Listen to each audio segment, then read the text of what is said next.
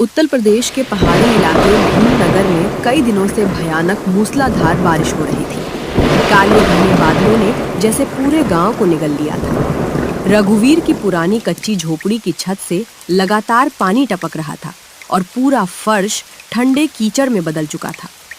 बूढ़े पिता हरिदास तेज बुखार से कांप रहे थे और हर चमकती बिजली उनके चेहरे की पीलाहट को और डरावना बना देती थी।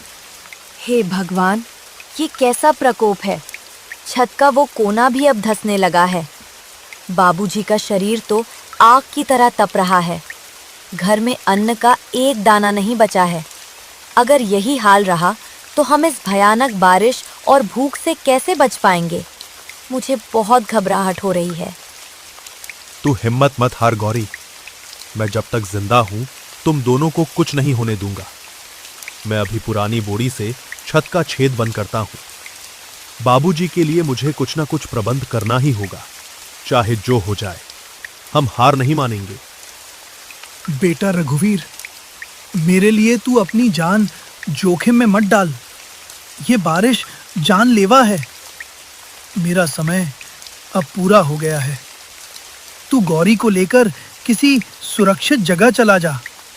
इस बूढ़े शरीर के लिए तुम दोनों अपनी जवानी क्यों बर्बाद कर रहे हो? मुझे यहीं छोड़ दे। बाहर हवा की तेज साए साए आवाज किसी डरावने सपने जैसी लग रही थी। बारिश की मोटी बूंदें झोपड़ी की कच्ची दीवारों को धीरे धीरे गला रही थी। रघुवीर जानता था कि अगर आज पिता को दवा और अच्छा भोजन नहीं मिला तो अनर्थ हो जाएगा।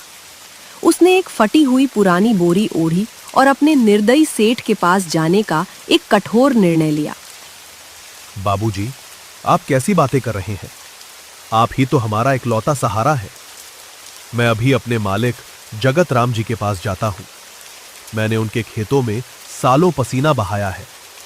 आज इस विपत्ति की घड़ी में वे मुझे कुछ पैसे उधार जरूर दे देंगे। मुझे उन पर पूरा भरोसा है। पर बाहर तो तूफान आया हुआ है। रास्तों में कमर तक पानी भरा होगा और तेज बहाव होगा। और जगत राम सेठ का दिल बहुत कठोर है। वो किसी पर दया नहीं करते। मुझे बहुत घबराहट हो रही है। आप इस जानलेवा मौसम में बाहर बिल्कुल मत जाइए। बहू बिल्कुल सच कह रही है बेटा। सेठ के दरवाजे पर जाकर अपमान सहने से अच्छा है कि हम इसी टूटी झोपड़ी में भगवान का नाम लेते हुए प्राण त्याग दें। गरीबों की इज्जत के सिवा उनका और कोई गहना नहीं होता। तू वहां जाकर खुद को जलील मत कर। पिता और पत्नी के रोकने के बावजूद रघुवीर घर से निकल पड़ा। आसमान से गिरता पानी तीखे तीरों की तरह उसके शरीर पर चुभ रहा था। रास्तों का कीचड़ उसके पैरों को जकड़ रहा था। बादलों की भयंकर गर्जना से पूरा जंगल कांप उठा था। कड़कड़ाती ठंड में भीगते हुए वो मन में मदद की एक छोटी सी उम्मीद लिए जगत राम सेठ की पक्की हवेली तक पहुंच ही गया। मालिक, मुझ गरीब पर दया कीजिए। मेरे बाबूजी मौत के मुंह में हैं और घर में खाने को कुछ नहीं है। मुझे केवल 100 रुपए उधार दे दीजिए। मैं जीवन भर आपके खेत में मुफ्त काम करके ये कर्ज चुका दूंगा। बस आज मेरी मदद कर दीजिए। अरे ओ भिखारी, ये मेरी हवेली है, कोई खैरात बांटने का मंदिर नहीं। जब काम करने का समय था तब तो तूने ठीक से काम किया नहीं। अब बारिश में काम बंद है तो पैसे मांगने आ गया। निकल जा मेरी नजरों के सामने से। दोबारा अपनी शक्ल मत दिखाना। सेठ जी बिल्कुल सही कह रहे हैं।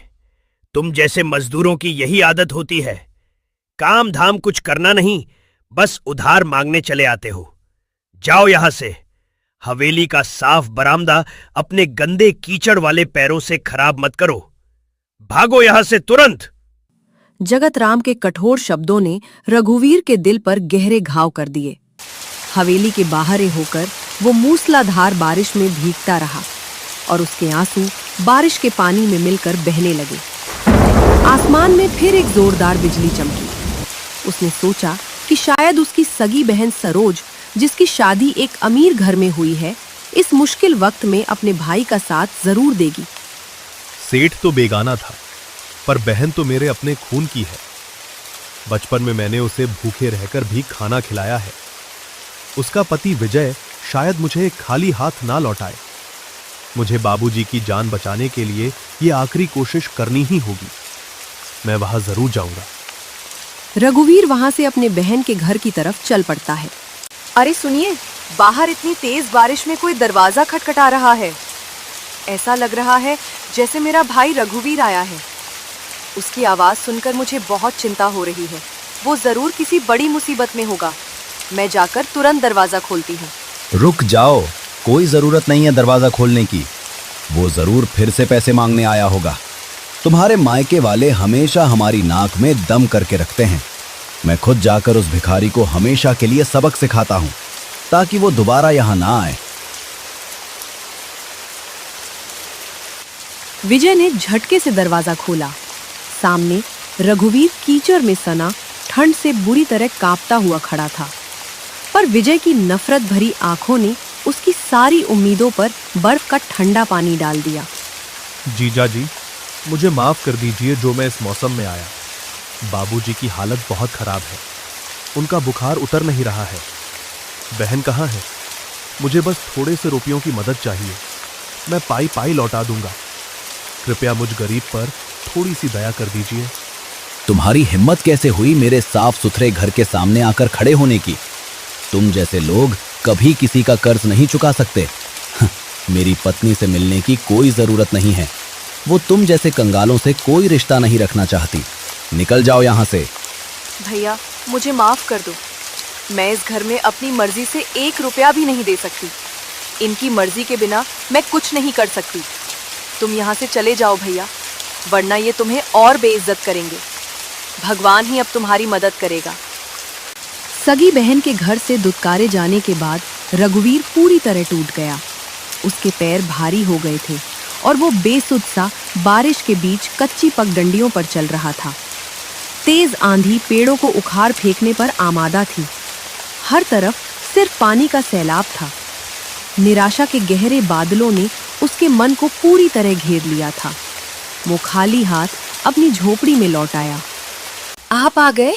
भगवान का शुक्र है कि आप इस तूफान में सुरक्षित लौट आए। लेकिन आपके चेहरे का रंग इतना उतरा हुआ क्यों है? क्या सेठ जगतराम और जीजाजी में से किसी ने भी हमारी मदद नहीं की? क्या वे लोग इतने बेरहम हो गए हैं? इस दुनिया में कोई किसी का नहीं है गौरी। गरीबी एक ऐसा श्राप है जो सारे रिश्ते नाते खत्म कर देता है। सेठ ने मुझे नौकर की तरह दुत्कारा और मेरे अपने जीजा ने मुझे भिखारी कहकर धक्के मार दिए। मैं जीवन की इस लड़ाई में हार गया गौरी। मैंने तुझे पहले ही मना किया था मेरे लाल। ये दुनिया सिर्फ पैसों वालों की इज्जत करती है। तू व्यर्थ ही अपने मन को दुखी कर रहा है। भगवान पर भरोसा रख। जो भी होता है वो हमारे अच्छे के लिए ही होता है।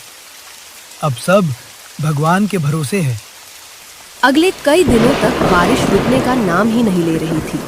ऐसा लग रहा था मानो आसमान टूटकर धरती पर गिर पड़ेगा। रघुवीर ने हार नहीं मानी। वो रोज सुबह बारिश के बीच काम की तलाश में निकलता। उसने पास के जंगल से गीली लकड़ियां काटकर बाजार में बेचने की कोशिश की, लेकिन कीचड़ और फिसलन ने उसके शरीर को चोटों से भर दिया। कोई तो ये लकड़ियां खरीद लो। मेरे घर में बूढ़े बाबूजी बीमार है। मैं बहुत कम दाम में दे दूंगा। कृपया कोई तो दया करो। मुझे बस थोड़े से चावल और ज्वार खरीदने हैं।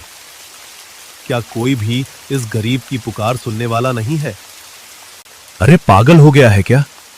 इन गीली और कीचड़ से सनी लकड़ियों का मैं क्या करूंगा? ये आग में जलेंगी नहीं, सिर्फ धुआं करेंगी। इसे यहां से ले जा। मेरी दुकान के सामने फालतू की भीड़ मत लगा। कहीं और जाकर अपना ये रोना रो, यहां से तुरंत चला जा। हे विधाता, तू मेरी और कितनी परीक्षा लेगा? मैंने जीवन में कभी किसी का बुरा नहीं चाहा, फिर मुझे ये कैसी सजा मिल रही है? क्या मेरे भाग्य में सिर्फ दर दर की ठोकरें ही लिखी हैं? निराश और थका हुआ रघुवीर जब घर लौटता तो पिता की बिगड़ती हालत देखकर उसका दिल बैठ जाता। झोपड़ी की एक दीवार पानी की मार सहते सहते बुरी तरह दरकने लगी थी। रात के अंधेरे में बिजली की कड़कड़ाहट और तेज हवाएं झोपड़ी को ऐसे हिलाती थीं जैसे वह ताश का महल हो। मौत उनके सिरहाने खड़ी नजर आ रही थी। ये दीवार अब किसी भी पल गिर सकती है। पानी का बहाव सीधा हमारी झोपड़ी की तरफ आ रहा है।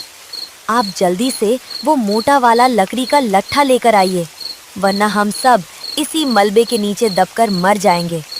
जल्दी कीजिए, समय बहुत कम है। मैं पूरी कोशिश कर रहा हूं गौरी। तुम बाबूजी को खिसकाकर उस दूसरे सुरक्षित कोने में ले जाओ।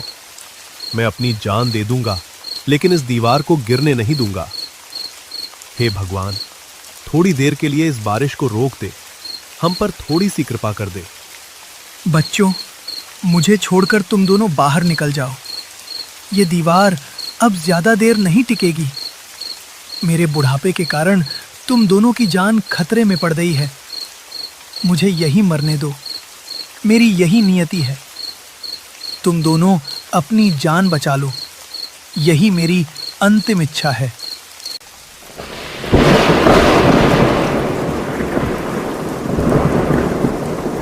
किसी तरह उन्होंने वह भयानक रात काटी, लेकिन सुबह होते होते रघुवीर का हौसला पूरी तरह जवाब दे गया।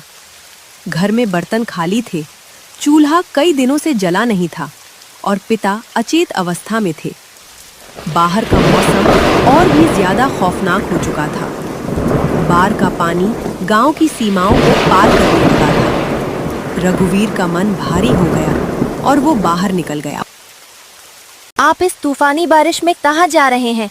पानी बहुत तेजी से बढ़ रहा है और रास्ते सारे बंद हो चुके हैं। कृपया वापस आ जाइए, मुझे बहुत डर लग रहा है। हम जो भी सहेंगे एक साथ सहेंगे। आप हमें इस तरह छोड़कर मत जाइए। मुझे कुछ समझ नहीं आ रहा है गौरी। मेरा दिमाग सुन्न पड़ चुका है। मैं बस थोड़ी देर अकेले रहना चाहता हूं। मुझे लगता है कि अब हमारे बचने का कोई रास्ता नहीं बचा है। सब कुछ खत्म हो गया है। मुझे मेरे हाल पर छोड़ दो। ऐसा मत कहिए। अगर आप ही हिम्मत हार जाएंगे तो मेरा और बाबूजी का क्या होगा? आप हमारे घर के मुखिया हैं। भगवान ने हमें जीवन दिया है तो वो रास्ता भी जरूर दिखाएगा। आप ज्यादा दूर मत जाइएगा, जल्दी लौट आइएगा। मेरी बात मान लीजिए। रघुवीर गांव के बाहर बहने वाले पुराने नाले के किनारे जा पहुंचा। वह नाला अब एक उफनती हुई भयंकर नदी में बदल चुका था। मटमैला पानी पेड़ों को उखाड़ता हुआ बह रहा था। रघुवीर वहीं एक बड़े पत्थर पर बैठ गया और मूसलाधार बारिश में भीगता रहा। उसके अंदर का सारा दर्द आंसुओं के रूप में फूट पड़ा। आखिर मेरी गलती क्या है ईश्वर? मैंने ईमानदारी से पसीना बहाया, फिर भी मेरे हाथ खाली क्यों है? मेरे पिता तड़प रहे हैं, मेरी पत्नी भूखी है और मैं इतना लाचार हूं कि कुछ नहीं कर पा रहा। क्या सच्चाई का यही इनाम मिलता है? देखो, वो रघुवीर है ना? इस उफान मरते नाले के पास क्यों बैठा है? लगता है गरीबी और कर्जे ने इसका दिमाग पूरी तरह से खराब कर दिया है। ये जरूर इस पानी में कूदकर अपनी जान देने की सोच रहा है। हमें क्या लेना देना भाई? हम अपनी जान बचाकर सुरक्षित जगह पर चलते हैं। इसके पास जाएंगे तो ये फिर से रोना रोकर हमसे भी पैसे मांगेगा। आजकल किसी की मदद करना सबसे बड़ी बेवकूफ़ी है। चलो यहाँ से जल्दी, इससे दूर रहना ही ठीक है। दोनों ग्रामीण उसे अनदेखा करके वहां से चले गए। रघुवीर ने उनकी बातें सुन ली थीं और इससे उसका बचा खुचा विश्वास भी टूट गया। इंसानियत मर चुकी थी और लालच ने लोगों को अंधा कर दिया था। भारी बारिश की बूंदें उसके शरीर को ऐसे पीट रही थीं जैसे वह प्रकृति का कोई मुजरिम हो। वो बस मौत का इंतजार कर रहा था। सब स्वार्थी है। जब मेरे पास ताकत थी तो यही लोग मेरे पीछे पीछे घूमते थे। आज मैं मुसीबत में हूं तो सबने मुंह फेर लिया। अब मैं इस जीवन का क्या करूं? शायद इस उफनते हुए नाले में कूदकर अपनी जान दे देना ही मेरी सारी समस्याओं का एकमात्र अंत है। दोस्तों, एक तरफ उफनती हुई मौत है और दूसरी तरफ झोपड़ी में तड़पता हुआ उसका परिवार। आपको क्या लगता है, क्या रघुवीर इस पानी में कूद जाएगा या कोई चमत्कार उसे बचा लेगा? अपनी राय हमें नीचे कमेंट करके जरूर बताएं। और हाँ, अगर आप जानना चाहते हैं कि इस खौफनाक रात के बाद क्या हुआ, तो अभी कमेंट बॉक्स में पार्ट 2 टाइप करें। आपके कमेंट्स ही तय करेंगे कि इस कहानी का दूसरा भाग कितनी जल्दी आएगा।